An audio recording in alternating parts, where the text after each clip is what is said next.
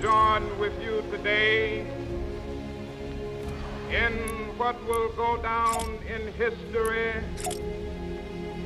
as the greatest demonstration for freedom in the history of our nation.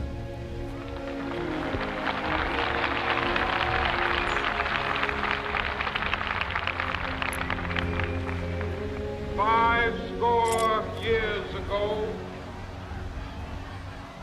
a great American in whose symbolic shadow we stand today signed the Emancipation Proclamation. This momentous decree came as a great beacon light of hope for millions of Negro slaves who had been seared in the flames of withering injustice.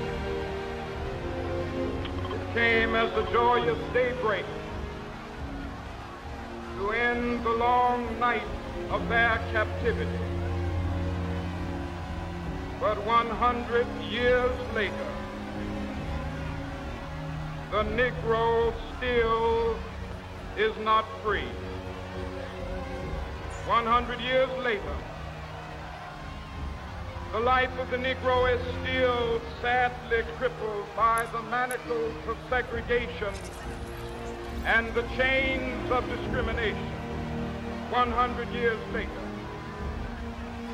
Negro lives on a lonely island of poverty in the midst of a vast ocean of material prosperity.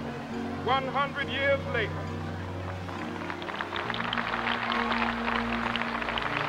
the Negro is still languished in the corners of American society, finds himself in exile in his own land. So we've come here today to dramatize a shameful condition. In a sense, we've come to our nation's capital to cash a check.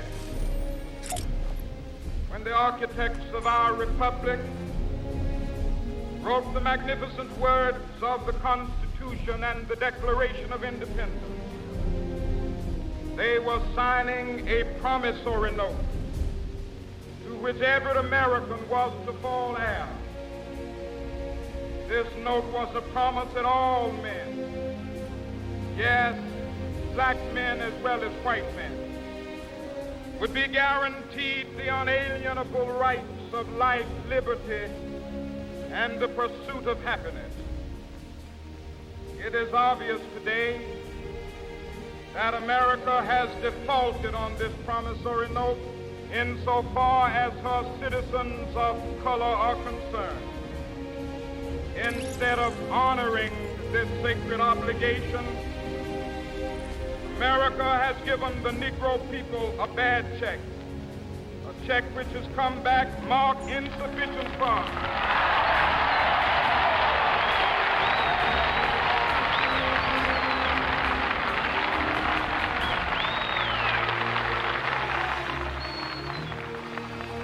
But we refuse to believe that the Bank of Justice is bankrupt. We refuse to believe that there are insufficient funds in the great vaults of opportunity of this nation. So we've come to cash this check, a check that will give us upon demand the riches of freedom and the security of justice.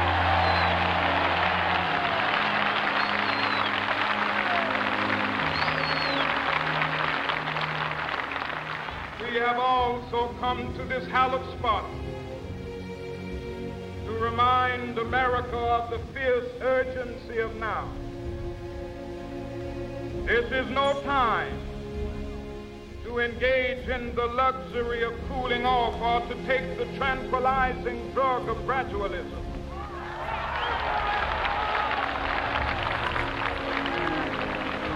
Now is the time to make real the promises of democracy. Now is the time to rise from the dark and desolate valley of segregation to the sunlit path of racial justice. Now is the time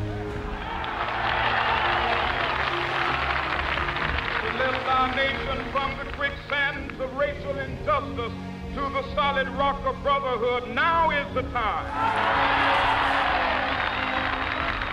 Make justice a reality for all of God's children.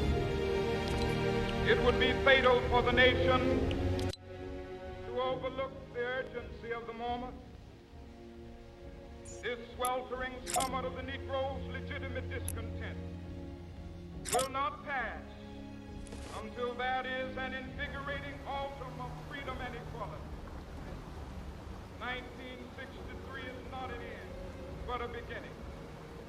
Those who hope that the Negro needed to blow off steam and will now be content will have a rude awakening if the nation returns to business as usual.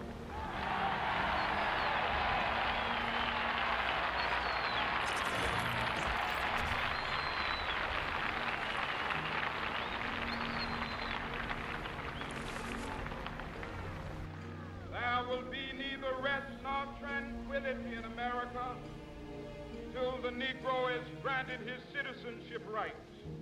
The whirlwinds of revolt will continue to shake the foundations of our nation until the bright day of justice emerges.